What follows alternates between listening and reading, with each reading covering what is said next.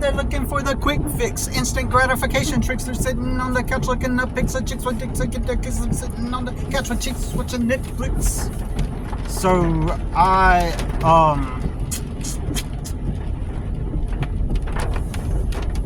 was just thinking, like, everybody's looking for a hack, right? Everybody's looking for a hack these days. It's like a long time ago, the internet, the way you made money with the internet was you created a business, right? And instead of having like a storefront of brick and mortar, you had a website, right? And that website would offer all kinds of free information about a topic. And I suppose technically you could still do this model, but you would have to appeal to a niche of people who aren't so brainwashed that they're mindless consumers who are just looking for the next thing that's gonna hype them up and make them feel good, and get lost in consumption of content and entertainment, things that spark their dopamine receptors in their brain. They're looking for the quick fix, instant gratification tricks, you know. So they, you know, if you were so your brick and mortar business would be like your stores, restaurants, things like that. Brick and mortar, that's what that means if people don't know what that means. And then you got your but the internet became a thing, and a website became like your storefront. It would be your storefront where you would offer free information, and then the product that you would sell would be like an ebook or a program or something that would go a little more into detail, you know, with even more value added. So or even secret trick, you would give all of the value, most of it, up front, and then when you sold the ebook or the newsletter or whatever it was you were selling that was a digital product, it was maybe all of the same information you've already shared free, except it's all condensed down into, you know, a more like maybe you took the best of all the information you gave away for free and then you condensed it down, and it was just sort of like a product they could consume in order to support you and the fact that you're giving away all this free information. So and that's what people did. They made websites with newsletters, and then you could add a video to your website on certain things, and then when YouTube came out, you know, you could embed your YouTube video into your website. And this was before being an influencer was anything, and so I would argue that the most of the people online at the time, and I don't know, because I personally feel like I have been out of touch with society, right? Why is that? Because I worked all these jobs, right? That's all I did was work all these jobs. When Bitcoin became a thing, I heard whispers of it, but I was so immersed in being forced to have to work more than one job due to my legal battles, like that opportunity went past me. So I was not exposed to the world, right? And I'll give you a counter example, an equal opposite example. I knew a guy that he got to live with his dad, and he was, therefore he had all this freedom to just do whatever he wanted when he wanted.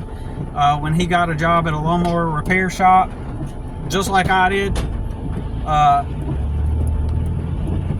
when he didn't like working there because of how the job did and how they operated and how they did to their employees, he could just up and quit and just continue to live with his dad and do what he wanted when he wanted. But somehow along the way, he was able to accrue enough money to invest into Bitcoin, and as a result, he was able to invest into Bitcoin early on, and at one point he had about $500,000 in Bitcoin, and he just blew it all away on some single mom who had multiple kids. And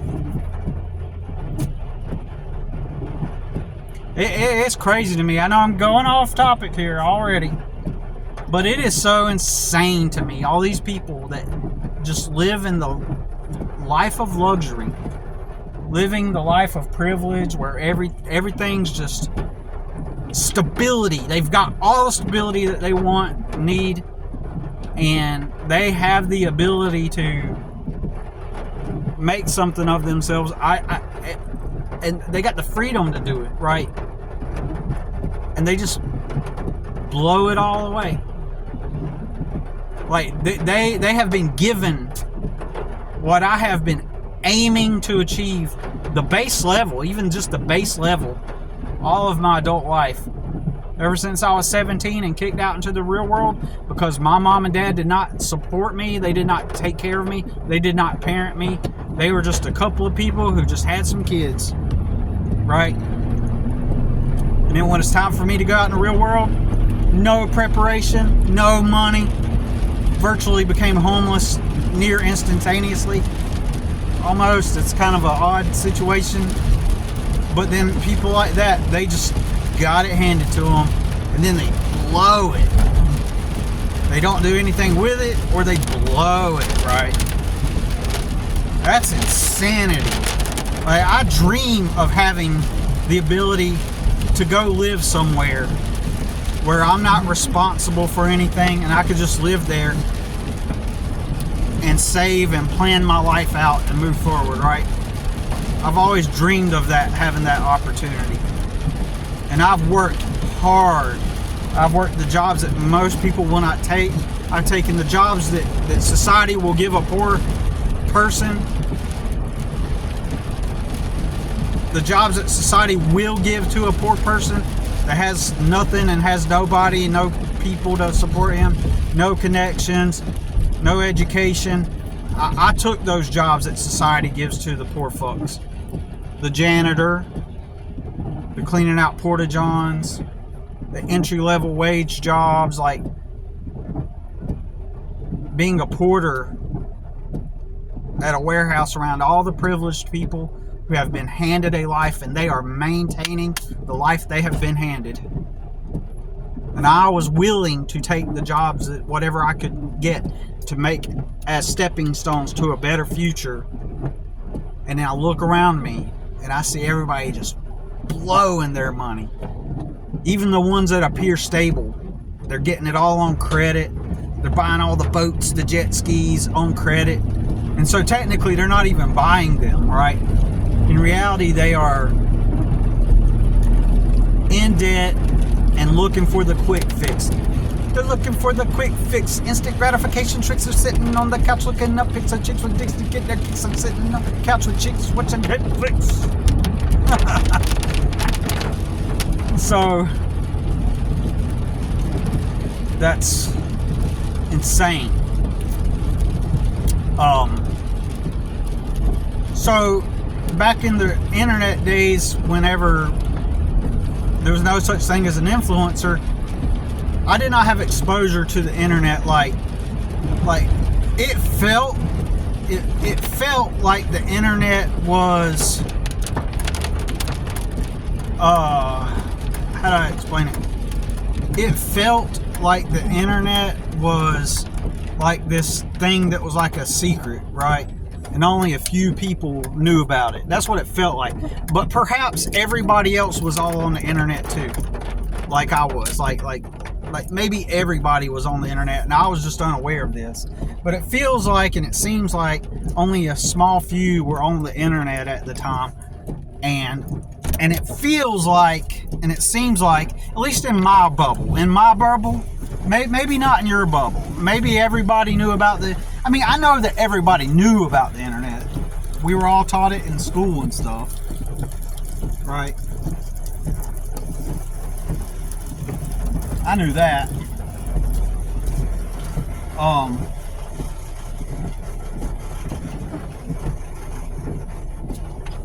But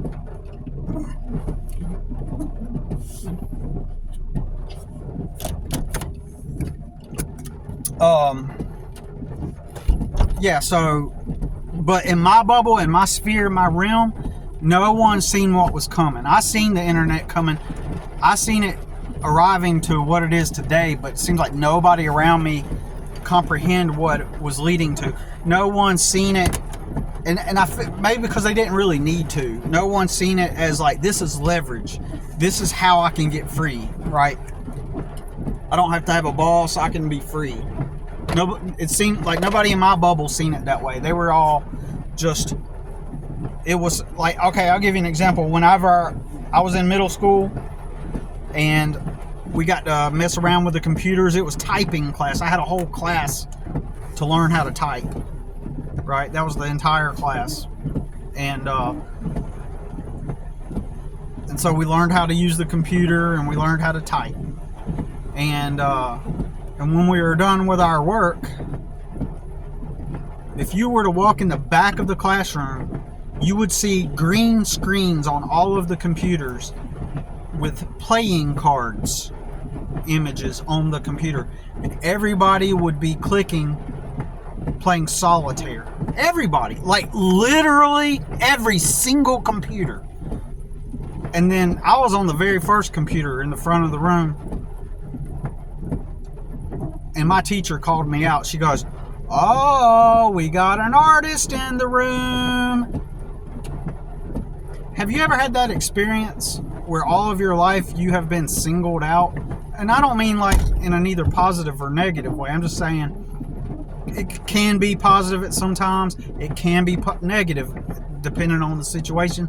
But you've always been called out in some out of the ordinary way, right? Well, there was all these computers with solitaire and cards, and on mine, like, I had zero interest in clicking on a bunch of cards. And I feel, you can call me arrogant or proud or whatever the fuck, but I don't care. Frankly, I don't care. But I was an outlier. I had a blue sky and mountains and trees, because I was using that art program, right, on Microsoft. I guess it's Microsoft. I was using the art program, and I was drawing, and I had a cartoon character I came up with when I was a teenager, and I was drawing my cartoon character. And she goes, "Oh, we got an artist in the room," and everybody turns their heads. So that could be a good thing or a bad thing. When you get down to the primal level of how humans operate, they're tribal. Humans are tribal. And in a moment, I'm going to put you in my pocket and talk, okay? But I'm going to make the video short, okay? But that could be a good thing or a bad thing, because people in general don't like people that stand out. And in that moment, I stood out. And that's not a good thing, especially since I had the optics of being just this poor kid that didn't talk to anybody, right, in middle school. Like, I felt really odd, like I was the odd man out. Like, it wasn't good. It wasn't a good thing, because I came from a trailer park, and I looked like trailer park. I looked trailer park. And if the audio goes out, I'm hoping these headphones still work, but if the audio goes out, then I will continue the video, stop it, but or whatever. But nah, hold on, I shouldn't say that either, because if I record the whole thing. Anyways, I'm pretty sure the audio will still work, but I'm gonna put you in my pocket. Okay, so recording audio through headset. All right, so, but have you?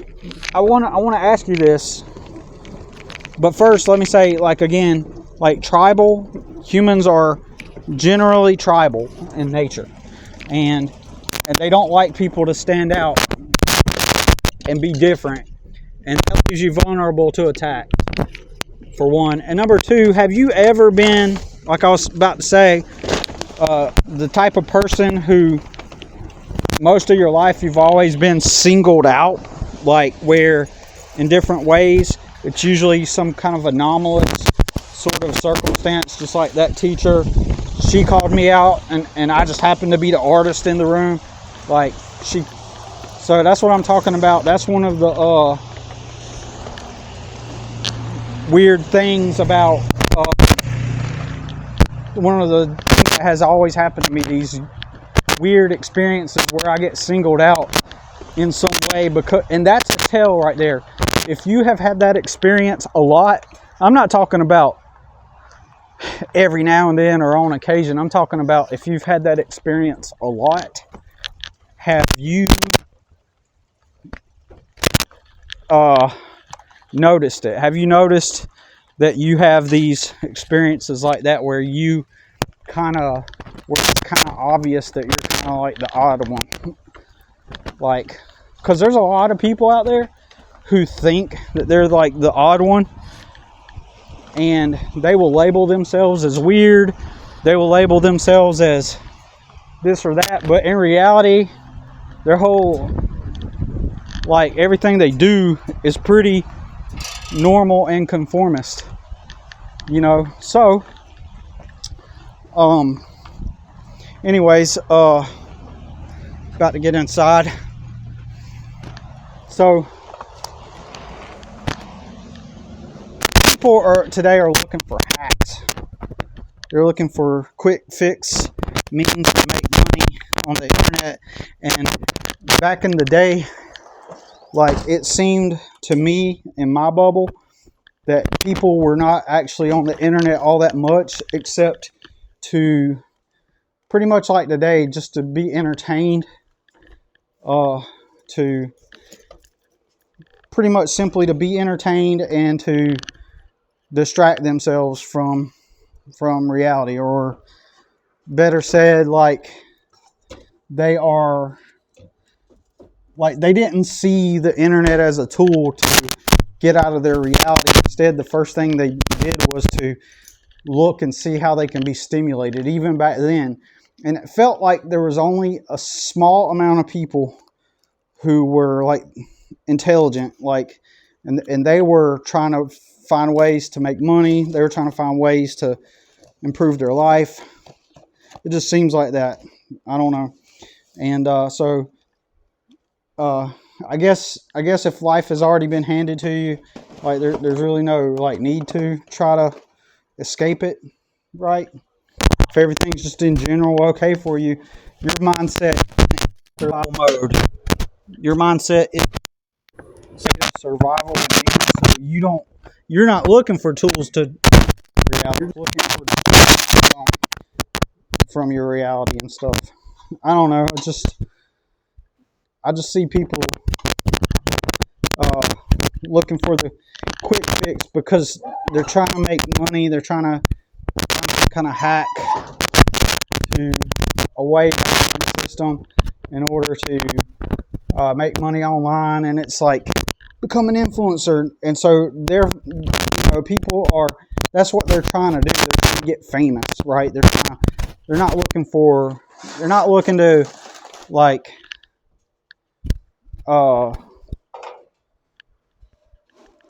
to get a business going. They're looking to a hack to and crossing their fingers and hoping that things pop off. No strategy. They're not thinking in a business type of way. They're just thinking, like, what can I do to,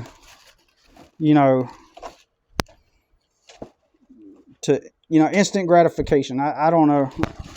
another way to put it. And I seen this guy talking about. Well, I see this a lot. People, they're always making videos about how they can, you can make money doing this, and this is how people can sell people on courses and stuff, and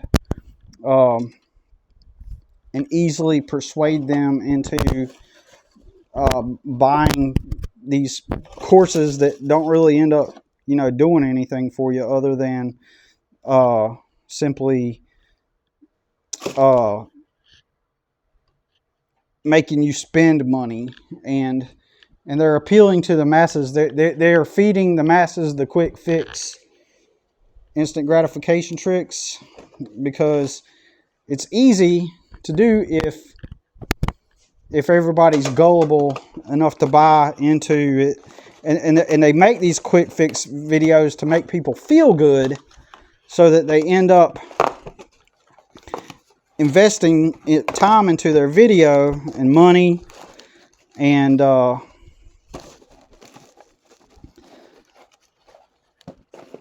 people grift on people that are looking for instant gratification, and they make money off of the people that are looking for the quick fix. Like, there's a music person, and she does like videos about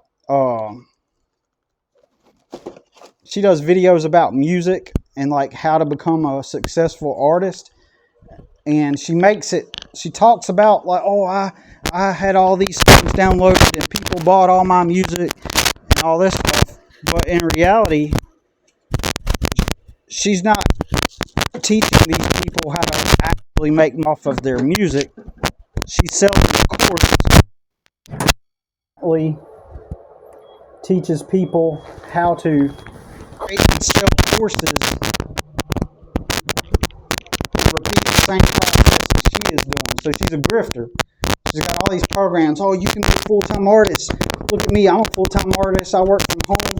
I make songs, and people have downloaded my music. And she makes it sound like she's like this very popular music artist that took off, and now she's living her life as an artist.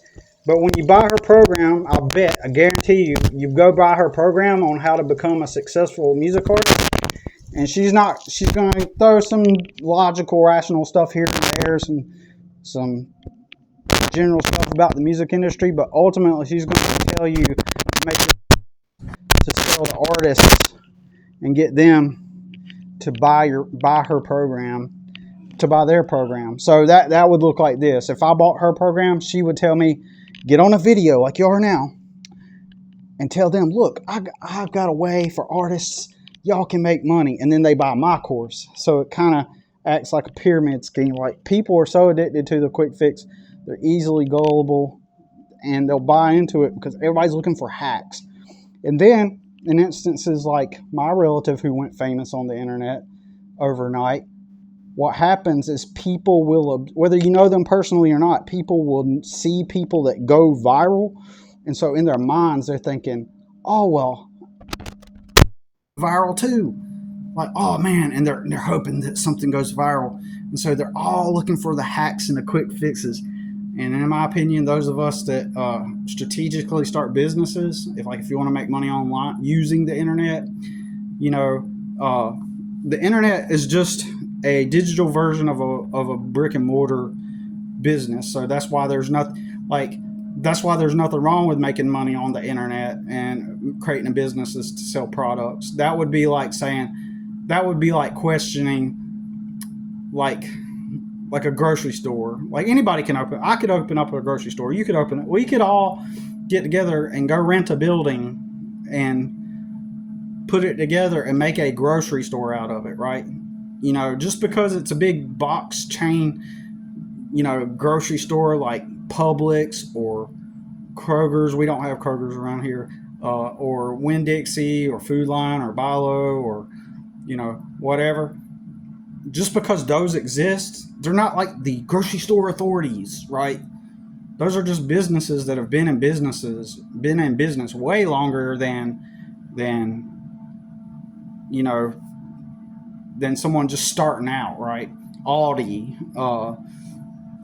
whatever, right? These are just established. That's all it is. They're established and they have a corporate feel because they got the money to put into making themselves appear corporate with their polished look. But you literally could go and start a business doing a grocery store and rent a building out, because that's a way that usually, or get some money up somehow, whether you get a loan or people to invest in it or whatever means to get the money, and purchase a property with a building on it. And if you're really rich or you got a lot of cash, got a lot of money, you can go find a commercial plot of land and get a construction team to come out and build you a building, a brand new building, right? And either way, no matter how you do it, you could technically open up a grocery store, right? In fact, I will even argue that today you could go file for a corporate entity with your state for $120 and go ahead and start your business today. You could have on paper a business. Technically, it will be a business, even though it's not an operation. You have what you have as a legal entity, right, on file, and you can use that legal entity. And let's just say that you have all the money to do everything, right? And you go get you a building, however you got it, and then you make a business plan up, and you get a professional sign made, and you get somebody to drill holes in the brick, and then they put the sign up. And it's a new looking sign, so it appears corporate. Get you some shirts made and get a logo company to stitch the logo of your business idea, right? For your company, right? Get them to stitch the logo on, and then do all the paperwork. Purchase the cash registers, purchase the shelves, purchase the freezers and the refrigerators, and then purchase the food. Get yourself a couple of employees, figure out, how to do the sales tax part, and then start selling your food. I know it's way more intricate and complex than that. And my point is to break the spell. We're breaking down things for what it really is, right? We're breaking down things for what it really is. Like, technically, the majority of us do not immediately have the ability to do all those things I just mentioned. However, when I break it down like that, I am demonstrating the reality of how things work, right? That there's nothing really, like if you had a big dream to open up a grocery store, you could do that. You could even start small. You could even start in a room this big and say, I'm a new type of store. Put a little twist on it. Put some kind of, grocery stores are being started every day, okay? Grocery stores are being started every day. Somebody is looking into some kind of industry and starting something new every day. And it's average people. It's regular human beings. You know what I'm saying? And so, okay, let's say now you got your grocery store. This is getting to another point, a different point. Let's say that how do you keep your grocery store running? Is everybody just going to, I don't know, pitch in and allow you to go live somewhere? Is everybody going to stop shopping at all the stores that they regularly shop at and then just come and shop at your store? Just to make sure, and you're just going to give them the food and they're going to, I don't know, give you stuff in return for, they're gonna, hey, you can come over to our house and get a shower, or thanks for letting us have this can of corn. Do you want to come get a shower? Or is that the way? No, you're going to sell it for money. You're going to sell your food for money. You're going to sell a gallon of milk for $2.09 or something, or whatever the price is. You're going to sell the gallon of milk, and they're going to give you Federal Reserve notes. And the majority of people would see nothing wrong with that because it's just regular life. It's just regular doing business, right? However, there are people who, if you created a digital product on the internet, even today, if you created a digital product on the internet and you started selling that product on the internet, people would go like, what? Who would do that? Who would buy your ebook? Right? Because it's out of the ordinary. But in reality, it's no different than than having a brick and mortar store that would sell a gallon of milk to somebody. Nobody will say anything against that, right? But and the average layman in general also, they usually do not, if you're a layperson and they're a layperson, they will always have some kind of like contradictory statement to your plan or dream, right? It's just, I had a coworker, he was, anytime I knew when I went to jobs, I couldn't be myself, I had to be fake. I had to just be silent, because when you're around employees that have never thought about the idea of having a business, one, they got all the answers. Two, they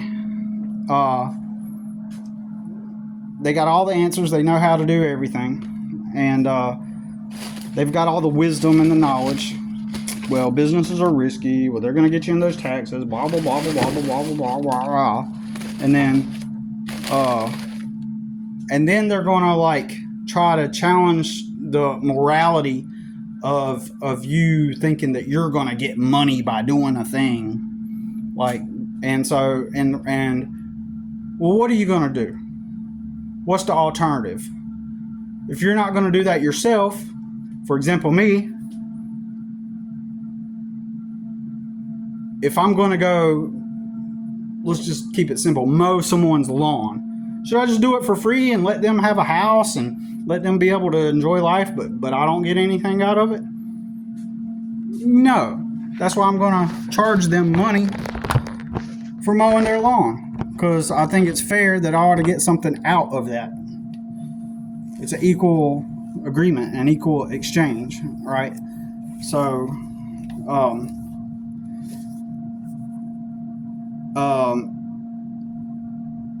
so yeah, it's only fair that I get, compensated for the work that I put in, right? So I had a coworker, like, he was constantly, like, I added him on Facebook. He sent me a friend request years ago. And then anytime, so on my Facebook, I could talk real. I could be more of myself, right?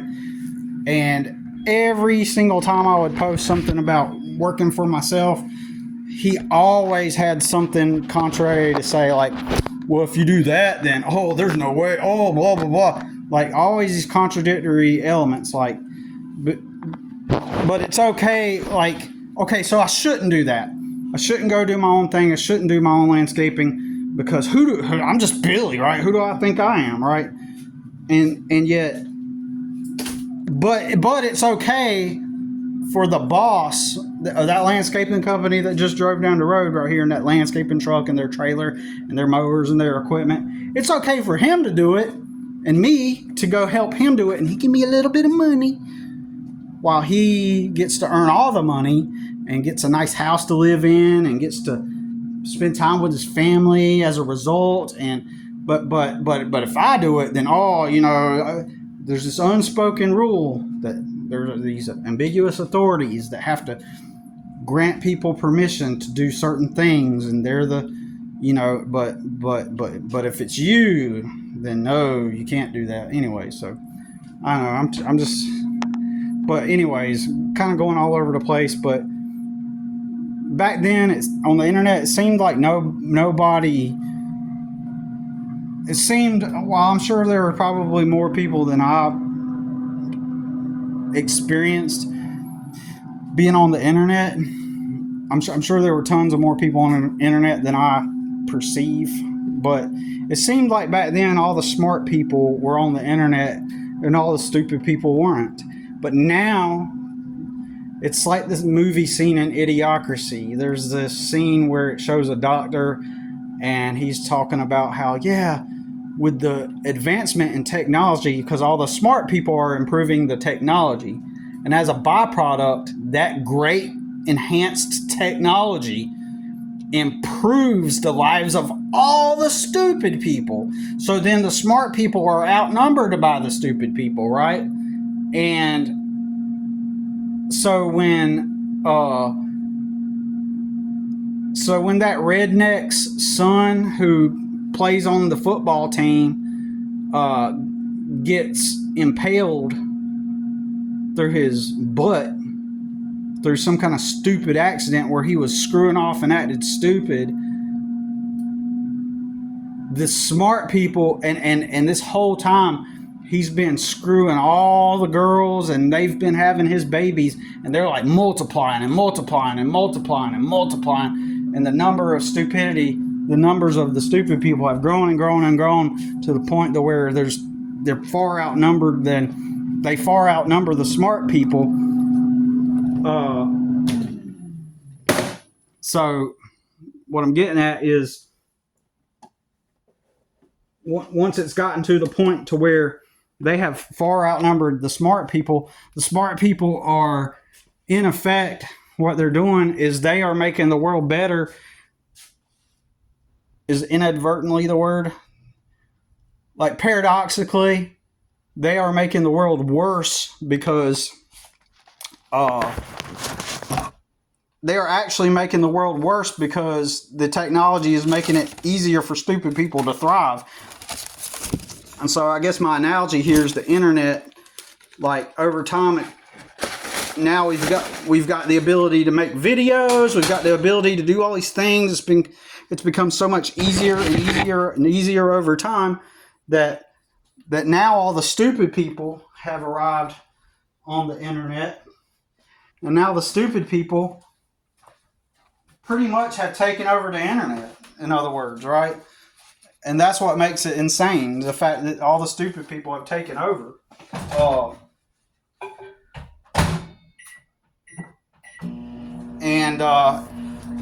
And all these stupid people, they're looking for the quick fix, right? And they see people pop off and go viral, and stupid people and ignorant people support and enable more and more stupid people and more stupidity. So we are in a dynamic where we are surrounded by stupid people. And so therefore they think that they can go viral. So it's kind of like the Dunning-Kruger effect. Like, masses of stupid people are taking stupid risks, and they're massively going out in droves, and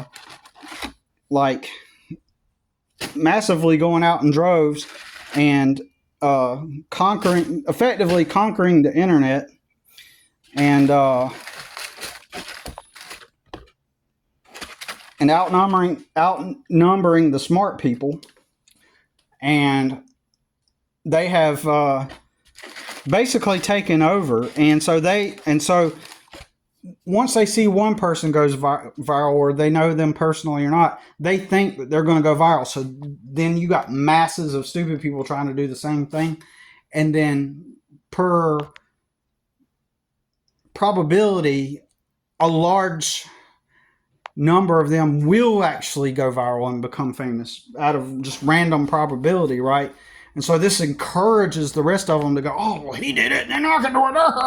And they're attributing their virality to, then they attribute their virality, because I've experienced this personally, to some kind of hack that they did. And they'll retrospectively, they will rationalize why they went viral. And it's some kind of crazy stuff like, for example, my relative that went viral and got 1.2 million followers, he was going around telling people, I'll show you how to go viral. Immediately upon going viral and becoming famous, he was trying to help people, right? And I put that in quotations, and help rising stars and artists. What he was really looking for, he's kind of narcissistic. He was really looking for he was really looking for people that would worship him. He was looking for people like, for example, today I was at my mother's house, and there's a knock on the door. And I see this dude I haven't seen in several months show up, and he is one of my brothers, good friends that he has for a long time, who my brother treats like shit a lot of the time, and that guy will always talk shit about my brother because of how bad my brother is to him, and how the relationship is never mutually beneficial. It's always more my brother's taking more from him than. Anyway, long story short, very very dysfunctional, and he's very uneducated, very he's a poor guy, basically uneducated, uh, uh, and all this stuff, right? And just uh, I don't know how to explain it. He's. I mean, he never worked a real job. He's just kind of like low on the totem pole, so to speak. And he comes to my mother's house, knock on the door, and he asks my mother if he can have a couple cigarettes. And I look outside, and guess who he's riding with? My famous relative, right? So 8.5 years later, after my relative went famous, he's still hanging out with the same people, that because he feels safe with them. He feels safe with the people he has an advantage over and who he can manipulate, right? And so he looks for people to target, and he wants that guy around him so that he can have dominion over him and to be able to feel like he's in control. So he'll keep those same people around him. He's never developed any meaningful relationships at all since becoming famous, right? And so he's looking for people to flex to be in his inner circle, so he could be kind of have like dominion and domain in the little inner circle and stuff. And so anyways, so he's going around telling everybody, well, this is what I did. So he looks for these people that want to be rappers and comedians and stuff, and he'll look for them, and he kind of feels them out, and he'll find out like what they're about. And then if he feels that he can have some kind of advantage over them psychologically, then he'll be like, yeah, here's what I did to go viral. And one time he goes, man, you just got to get on, you just get in front of the camera and go, hey, it's your boy Billy, and I'm here to tell you like that, and talk like that. And that was what made him go viral. He once said that. He said that was the thing that made him go viral. He got on there and went, hey, it's your boy.